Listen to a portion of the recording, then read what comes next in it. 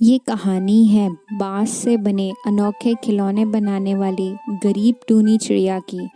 टूनी जंगल में तरह तरह के खिलौने बनाकर बेचा करती थी। बर्तन, टोपी, चटाई, बच्चों के लिए खूबसूरत खिलौने ले लो, सब कुछ मिलेगा। टूनी के बनाए स्पेशल बांस के आइटम ले लो। अरे ओ टोनी, ये चटाई कितने की है? ज्यादा महंगी नहीं, बस 60 रुपए की है। ठीक है, दे दो। एक दिन टूनी अपनी दुकान लगा ही रही होती है तो उसके पास बंटी कबूतर आता है। वो टूनी के बनाए खिलौनों के बारे में अच्छे से जानता था। वो टूनी से पास के जंगल में होने वाली हस्तकला प्रदर्शन के बारे में बताता है। टूनी, अगले महीने पास के जंगल में हस्तकला प्रदर्शनी रखी गई है जिसमें हाथ से बनाई हुई चीजें बेची जाएंगी। मैं चाहता हूँ तुम उस मेले में होने वाली प्रदर्शनी में भाग लो। इससे तुम्हारी अच्छी कमाई होगी। सच बंटी भैया, इससे मेरी अच्छी कमाई हो जाएगी। अच्छी नहीं, बहुत अच्छी आमदनी हो जाएगी।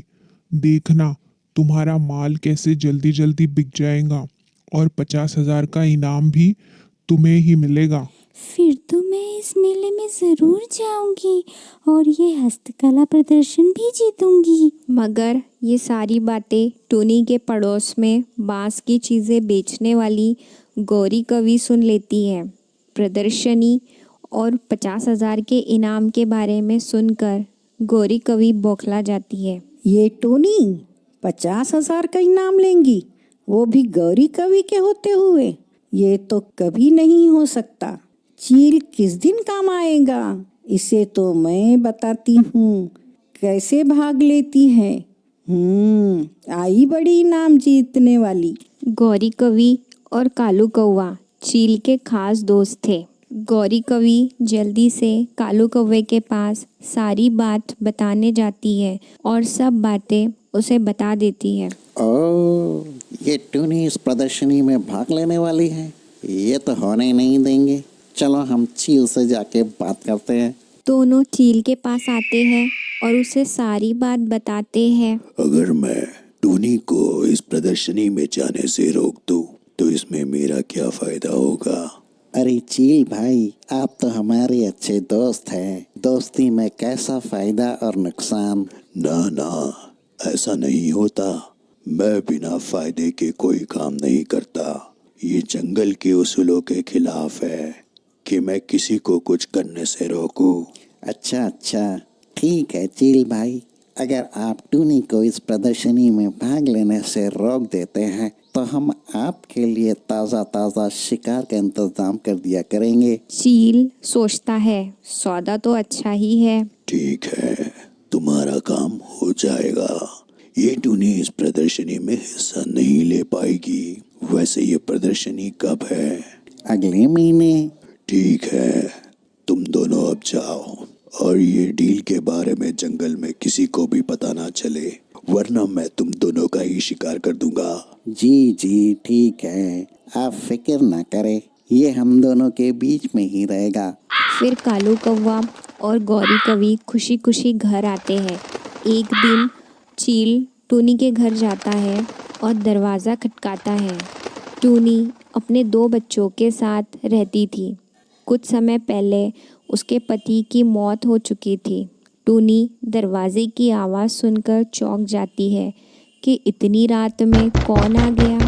बच्चों, तुम दोनों दरवाजे के पीछे छुप जाओ। बच्चे डर के मारे दरवाजे के पीछे छुप जाते हैं और फिर टूनी दरवाज़ा खोलती है। चील को बाहर खड़ा देख टूनी चौंक जाती है कि चील और उसके घर। चील भैया, आप यहाँ क्या कर रहे हैं? मैंने सुना है तुम मेले में होने वाली प्रदर्शनी में हिस्सा लेने वाली हो।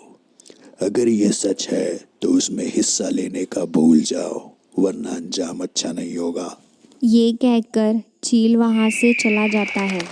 टूनी सोच में पड़ जाती है, अगर हिस्सा नहीं ली तो 50,000 भी नहीं मिलेंगे। अगर पैसे ना मिले तो बच्चे भूख से मर जाएंगे। रोज़ की कमाई से गुजारा नहीं हो पा रहा है। टूनी रोते हुए कहती है, चिंटू के पापा, आप हमें छोड़कर क्यों चले गए?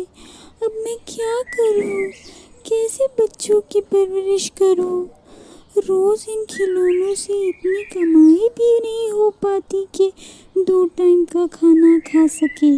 इस तरह दिन बीतते जाते हैं और प्रदर्शनी वाला दिन आ जाता है। टूनी बहुत सोचने के बाद उस प्रदर्शनी में हिस्सा लेने का मन बना लेती है। टूनी अपने दोनों बच्चों के साथ मेले में दुकान लगाने निकल जाती है। टूनी मेले में दुकान लगाती है और उसकी दुकान खूब चलती है। ओह वाओ, ये पास का घर कितना खूबसूरत है। ये मैंने अपने हाथों से बनाया है मैडम जी। बहुत अच्छा है, मुझे भी एक घर दे दो। मेले में टूनी की खूब वाहवाही होती है और अंत में सबसे अच्छे सामान बनाने का इनाम टूनी को मिल जाता है।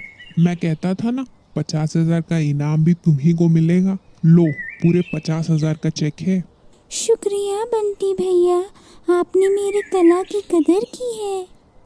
मेले में टूनी को प्रदर्शनी जीतता देख गौरी कवि के तन बदन में आग लग जाती है और उसे चील पर बहुत गुस्सा आता है। फिर गौरी कवि और कालू कौवा चील के पास जाते हैं। गौरी कवि गुस्से से चील से कहती है, तुमने तो बहुत दावे से कहा था कि टोनी उस प्रदर्शनी में हिस्सा नहीं लेगी, मगर उसने तो हिस्सा भी ली और इनाम भी जीत ली। उस टूनी की इतनी हिम्मत, मेरे मना करने पर भी वो मेले में गई। चील गुस्से में टूनी के घर की तरफ जाता है। टूनी और उसके बच्चे बाहर घूमने गए होते हैं।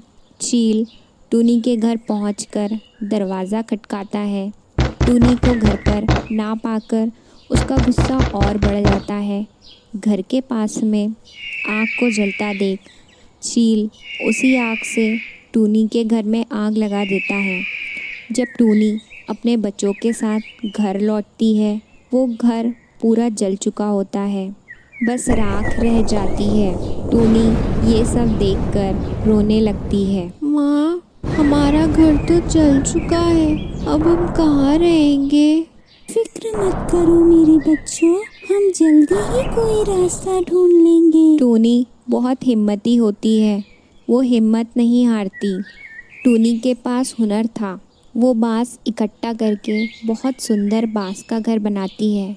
जंगल में सभी पक्षी टूनी का बाँस का घर देखकर हैरान रह जाते हैं। अरे टूनी का घर तो देखो, कितना सुंदर है। ये तो किसी महल से कम नहीं लग रहा। टूनी की हिम्मत की दाद देनी पड़ेगी, अकेली ने इतना सुंदर घर बनाई। गौरी कवि जब टूनी के बाँस के घर को देखती है तो जल भून के रह जाती है तो मेरी दुश्मन, पर फिर भी इसके हुनर को तो मानना पड़ेगा। बाँस का घर नहीं, बल्कि इसने तो बाँस का महल खड़ा कर दिया। समय बीतता जाता है। टूनी के बाँस के घर की चर्चा आसपास के सभी जंगलों में फैल जाती है। इसी बीच एक दिन मिट्ठू तोता टूनी के घर आता है और दरवाज़ा खटकाता है। अरे भाई, कोई है? दरवाजा खोलो। टूनी दरवाज़ा खोलती है और उससे पूछती है, आपको किससे मिलना है? मुझे टोनी पे ऐसा मिलना है। कहिए, मैं ही टूनी हूँ। ये सुनकर मिट्ठू तोता टूनी से कहता है, मैं पड़ोस के जंगल में रहता हूँ और मैं उस जंगल का मुखिया हूँ। वहाँ कुछ पक्षियों के लिए मुझे घर बनाना है और मुझे पास के घर बनाने के लिए तुम्हारी ज़रूरत है। क्या तुम मेरे लिए ये काम कर सकते हो? इसके बदले में मैं तुम्हें पैसे दूंगा। अगर मंजूर हो तो कुछ पैसे एडवांस में ले लो। ये सुनकर टूनी की खुशी का ठिकाना नहीं रहा। वो मिट्ठू तोते से एडवांस लेके उसके लिए बाँस का घर बनाना शुरू कर देती है। कुछ समय बाद टूनी बहुत मशहूर हो जाती है। उसके पास ढेर सारा पैसा, बड़ा घर, सब कुछ आ जाता है। उधर चील अपने बुरे कर्मों के कारण एक्सीडेंट में मारा जाता है। इस कहानी से हमें ये सीख मिलती है, कभी भी हार नहीं माननी चाहिए, चाहे कितनी भी कठिनाइयाँ क्यों ना आ जाए। कठिनाइयों से डट के मुकाबला करना चाहिए, तभी हमें जीवन में सफलता मिलती है। अगर आपको मेरी वीडियो अच्छी लगी तो इसे लाइक करें, अपने प्यारे प्यारे फ्रेंड्स के साथ शेयर करें और मेरे चैनल को सब्सक्राइब करें।